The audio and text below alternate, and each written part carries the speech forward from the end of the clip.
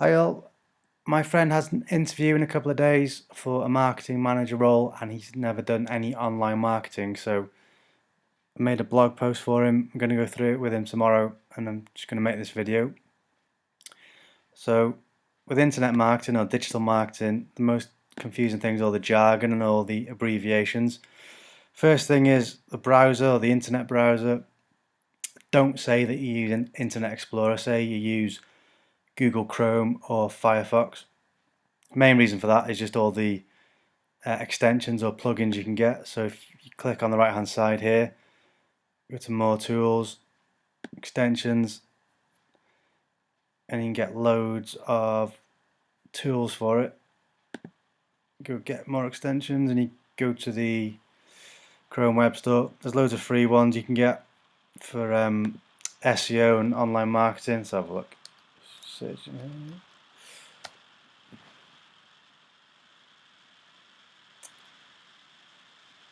here. Yeah, we'll cover the extensions you get. The main one, that's good. The main one to use though is the Mozbar. Where is it? That's the most popular one. You'll see SEOs using on Google Chrome. The main thing is it gives you domain authority. Here, it's the measure of how powerful the website is. If it's your own personal blog, it's remarkably hard to get a DA of above 20. It's taken me years to get that. It's the domain authority. You can also look at what type of links there are on the website. Followed links are in green here, for example. I'll come on to that in a second. You can look at keywords, but the main thing, people just use it to look at the domain authority. So this is my blog, got 22.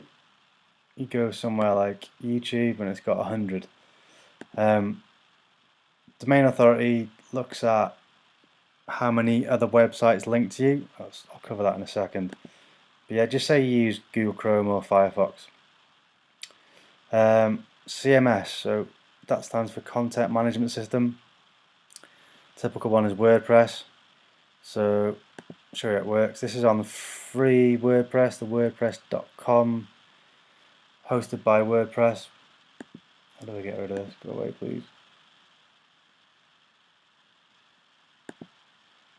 So I'll show you my CMS. So you go in the back. I really need to turn you up. Apologies. Okay, so say you want to make a new blog post, go to posts, add new, put your title in there, add your text in there, my new post, and then use these here to, you can bold your text, italic, give it bullet points, and if you want to link to another website, highlight the text that you want to link from, put your link in here, give it your full HTTP or HTTPS, google.com. So there's your link to Google. If you want to add pictures, go add media, you can do that there. So this is the visual tab on WordPress. If you go to text, it shows you the code. So I won't go into this too much. HTML code is just letters and numbers in between these angle brackets. So that means unordered list, UL, which is how you declare or tell WordPress to make a bullet point. And each bullet point is list item, LI. And then strong just means make it bold. You see every opening tag or every opening bit of code, this UL needs to close as well, so it closes there. That's the end of my list. And there's my list item starting and there's ending. Okay, so there's your very quick introduction to WordPress. You can make a page. A page is different to a blog post. A page is kind of static, whereas show you on this website. So this is a blog post. You look at the web address or the URL. That's another jargon term, just means a web address. Usually has a date in it, whereas these static pages it doesn't update, it doesn't change. So that's the main difference between a blog post and a page. Like a blog's meant to just be like news items and what you've done. If it's a personal blog, it might just be news about yourself and your personal diary, whereas a page is like a static thing that doesn't change. There's nothing else really that won't take 10 hours to go through about WordPress, so that's what a CMS is anyway. WordPress plugins. So here's a plugin. You don't get many on the free version of WordPress, unfortunately. But you can do stuff like add e-commerce, like add a PayPal checkout to it.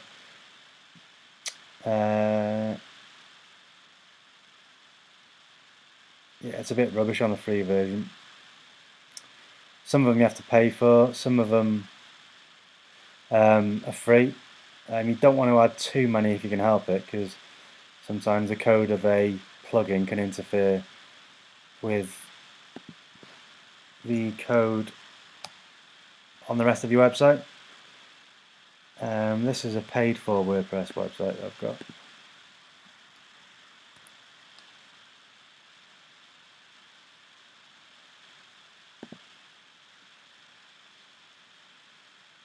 So we'll have a quick look on this.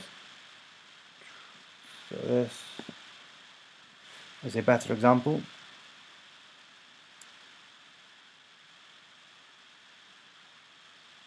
So on this one, for example, I've got Analyticator here. This lets me add Google Analytics by just chucking in the code. Makes it a lot more easier for me. Contact form maker to make a contact form. Hotjar lets me record people on my website. Gallery lets me add a posh gallery. PayPal helps me add a simple PayPal shopping cart so I can sell stuff on my website. So I'll show you that now. So, for example, well-being, go add to cart.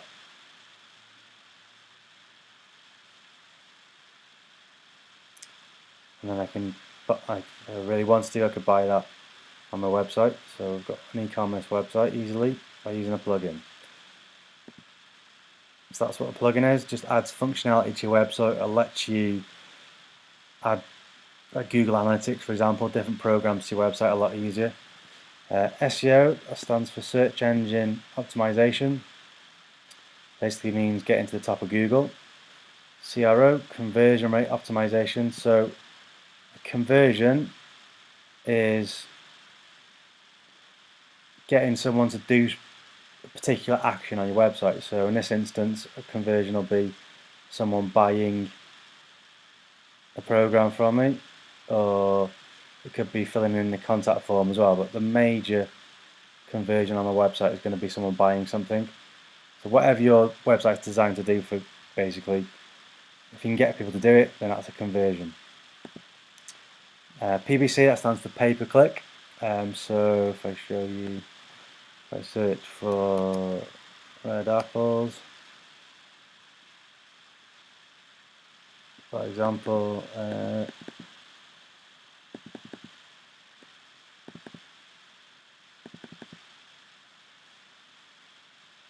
one second, apologies. If you are viewing this on a laptop or a desktop, any tutorials, I tend to play them in twice speed and put the captions on as well, so it goes through it quicker, because it can be annoying when you've got people like me messing about and wasting time. So come on, okay. Let's try this. Okay, so here's shopping ads, pay-per-click adverts. These down here are your SEO, natural, or sometimes called organic listings. So we can find a different one.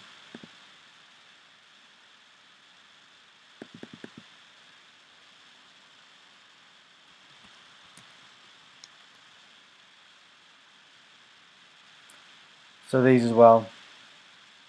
This is a pay-per-click advert. If I click that, then it'll charge Indeed.co.uk for it.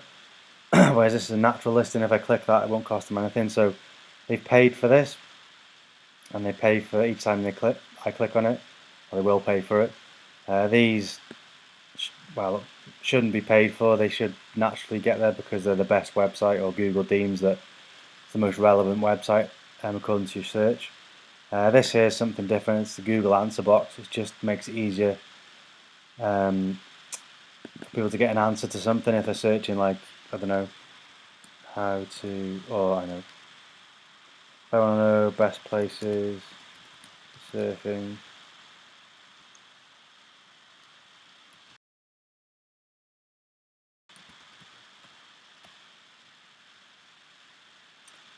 Then this is a Google answer box, so I can look at that without having to click through to the website. It just makes it easy for me. So that PPC, those are the adverts, usually appear at the top nowadays. You get 4 or 5 on a mobile search sometimes, because Google make all vast majority of their money from these adverts. They don't make any money from these, so they want to promote these as much as possible without damaging user experience. If you are going to do Google AdWords, then you need to sign up for an account. AdWords.google.com. Let's see if I can sign in without giving away.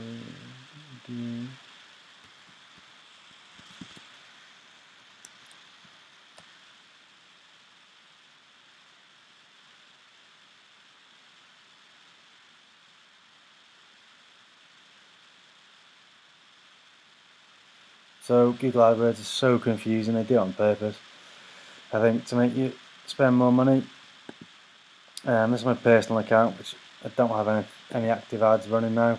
So you've got where to start with. Got your campaigns at the top end. It's like a hierarchy. It goes from campaigns to ad groups to your ads. Again, it'll take too long to go through all this. But Google AdWords is the most popular form of pay-per-click advertising. Also, Facebook adverts, they're a lot easier and they are better value for money generally. If you've got a smaller budget, you can get an effective return on your investment with Google Ads. HTML stands for Hypertext Markup Language, and old school websites where they're all made of blue text with underlined links, they're all made from just HTML. Nowadays you've got HTML, you've got styling to make it look nice with what's called CSS, and your content management systems, they use a database as well, powered by PHP. So HTML, it's when I was showing you the posts before. Let me get back to it.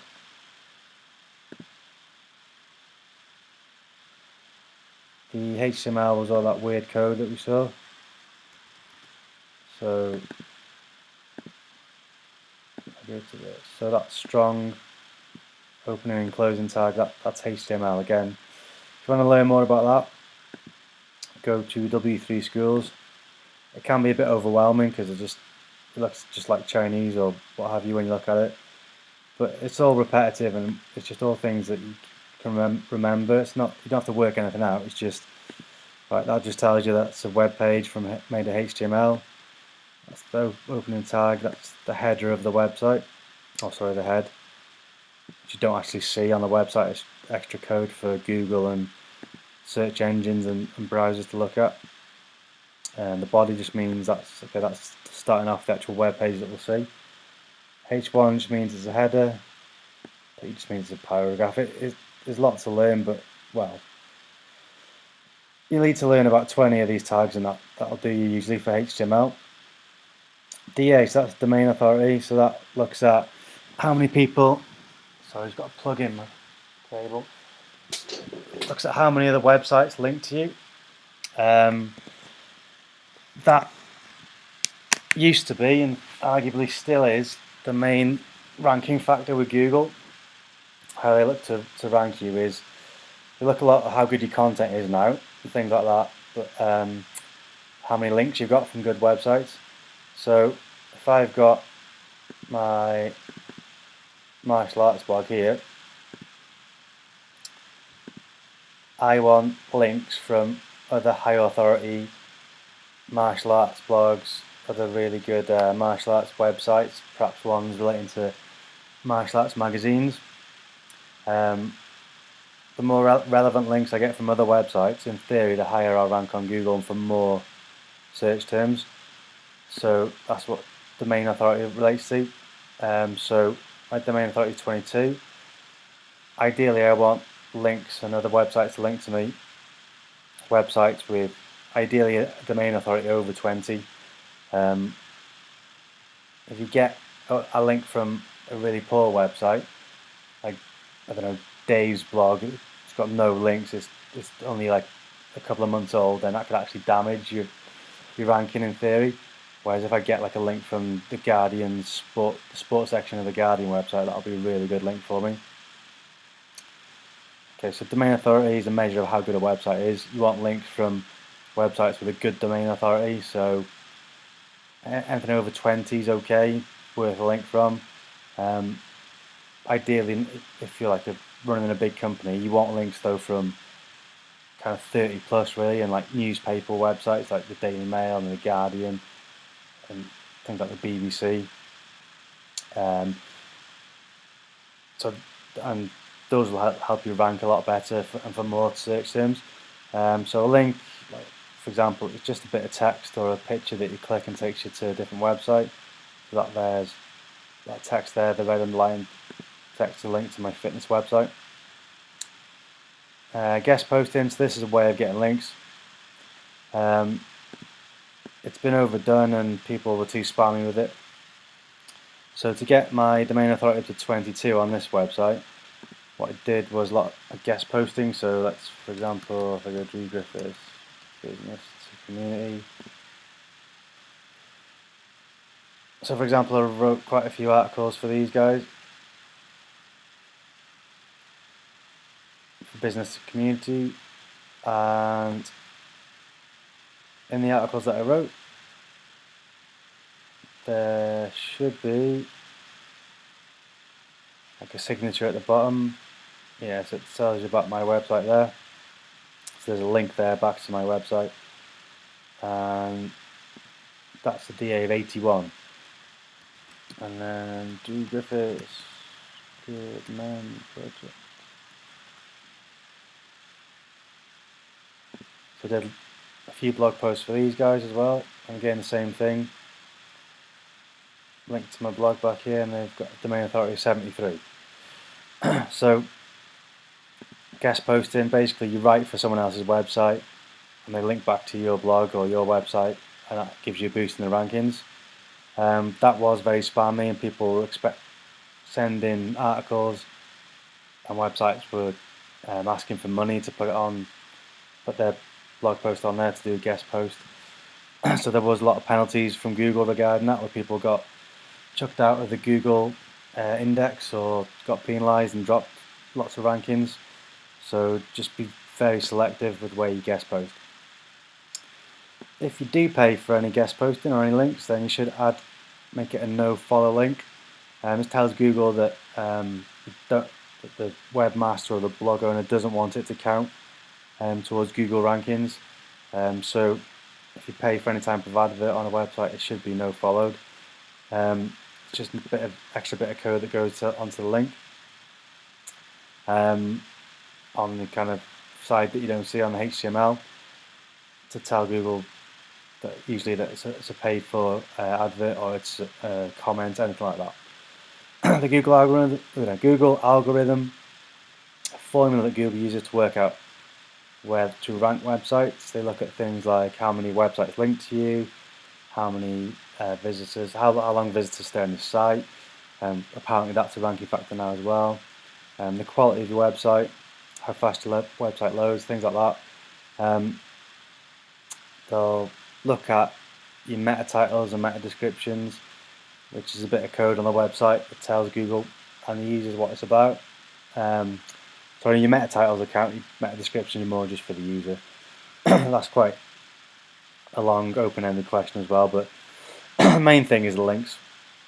People still think main thing is the links that get you ranking. Keywords are just the search terms, so I want this to rank for example, fitness blog. So when people search for fitness blog, I want that to appear, so that's my main keyword. There's something called long tail keywords as well that you should be aware of. They're less common. You don't get as many searches per month with these. They're more specific, and they can be more niche as well. So kind of a head keyword might be fitness blog, and long tail keyword might be something like fitness blog UK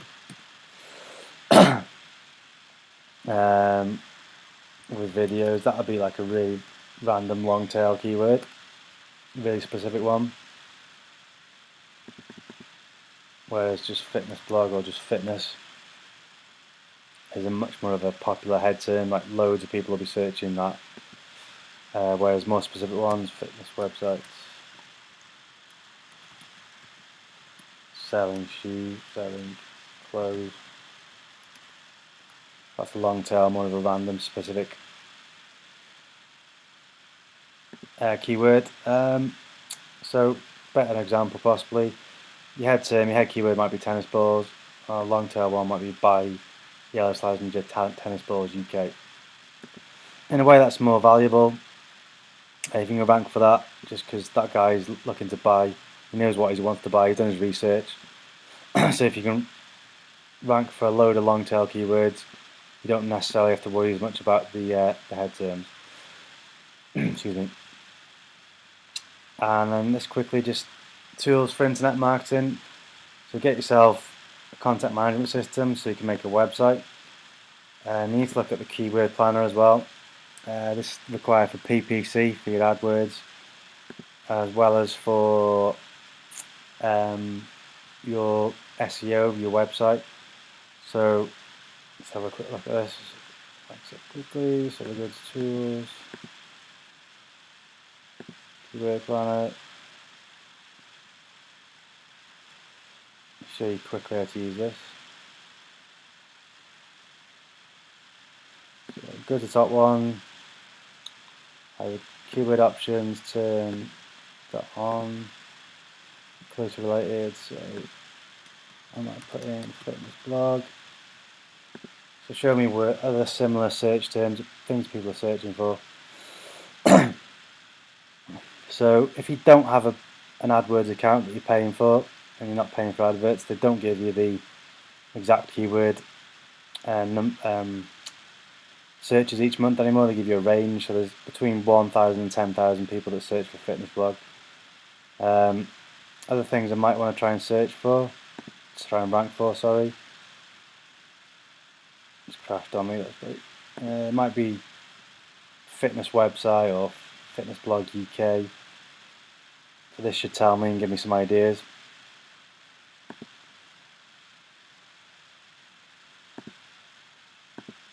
That's a bit of paint, sorry about this.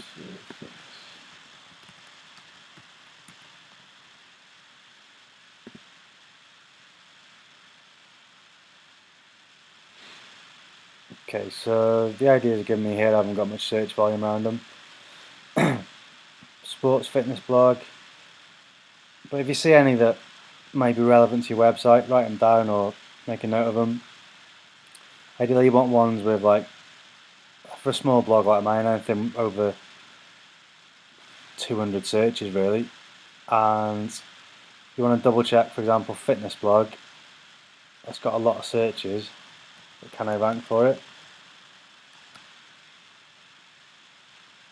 So, for example, can I rank in the top 3? Well, let's have a look. This site, it's got a domain authority of,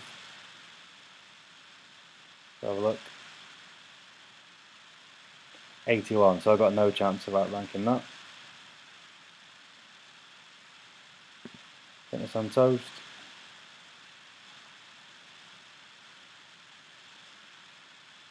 46, probably no chance. So that's going to be difficult for me to rank in the top 3 for. So I want to look at longer tail keywords if I can.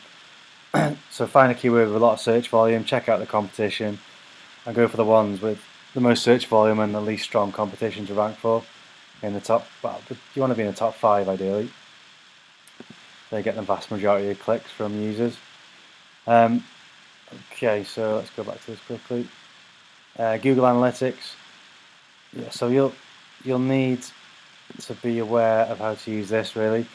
So when you go to the home page now, you can get this sort. You need to sign up, but search for Google Analytics, sign up, and you can get a plugin for WordPress that makes it easy to install. This shows me the number of users on right now and the users over the last week. But I don't use this much.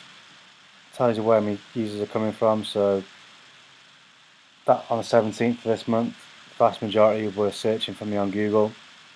Direct means they typed in my web address straight into the address bar. Referral means they came from a different website, like a link from a website. And social means they came from social media. I'll show you the one report I always use. Go to behavior, site content, all pages. And then from the date picker, just usually put in last 30 days. Apply that. And it shows you how much traffic I've had in the last 30 days. It shows you my most popular pages. And say like when I'm in work, we've got like thousands of pages on the website, so I might search for websites with a specific name or important word in the web address or the URL, and I'll return all those. So this returns all the web addresses, web pages on my website that have MMA in the title or in the URL, sorry, the web address. You can get fancy with it, and you can use what's called regular expressions.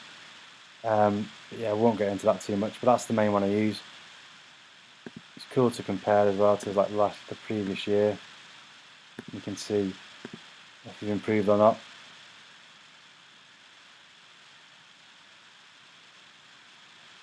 So,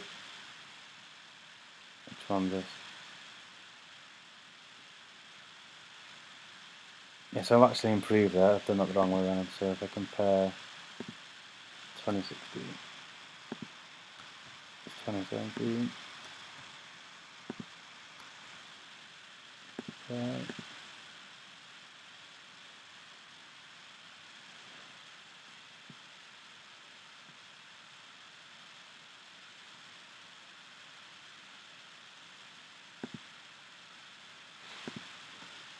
So now I did that.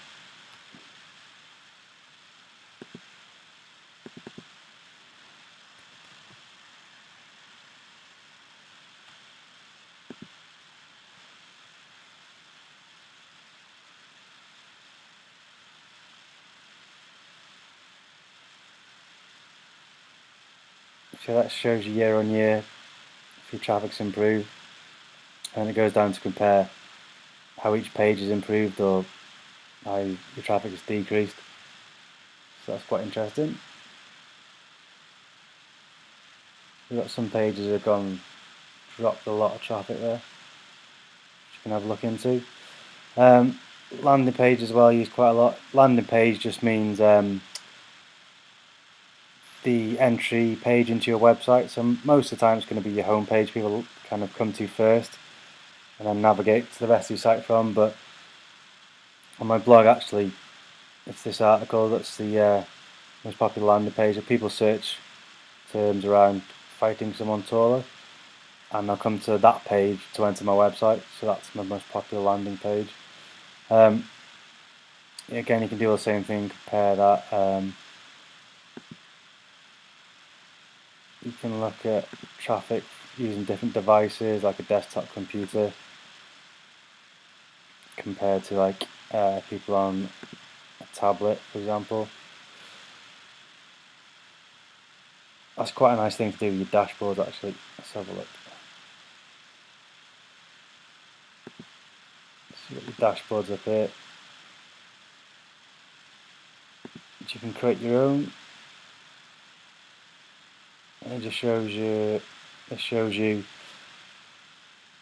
what browser people are using, so Internet Explorer, Chrome, what percentage new users I'm getting compared to return users on my website,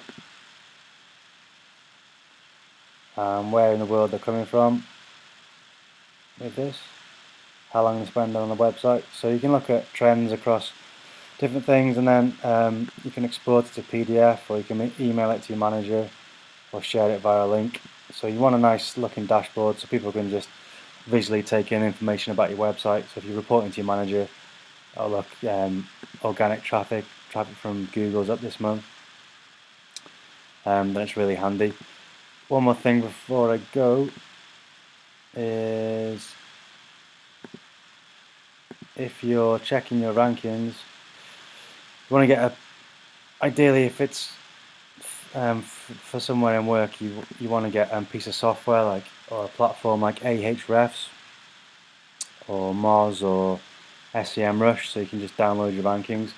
But if you're checking them manually, make sure you use incognito mode. So go to this new incognito window so it doesn't personalize your results, and then search for MMA Blog UK.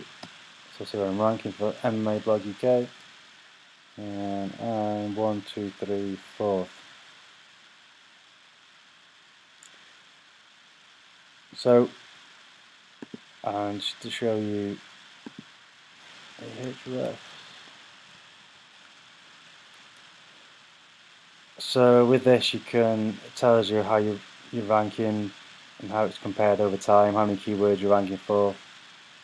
You can download all the information, stick it in Excel, and track it over time, see how you're comparing year on year, things like that. The other thing I mentioned on here is Screaming Frog. So I think I've got it here actually.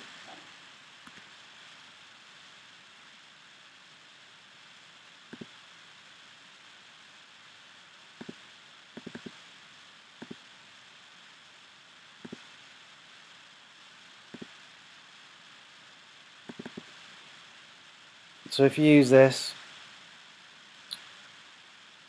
what it does is it pulls all the information and looks at all the code on your website. It looks at if your website's working as well. It follows all the links internally on your website and externally, and tells you which ones are working and which aren't. Again, that'll basically take an age to cover, so you maybe want to have a look on the website for this. Look for a tutorial on YouTube, but if you're going to know about SEO and online marketing from a technical aspect, then you do need to get to grips with what they call a website crawler, such as Screaming Frog.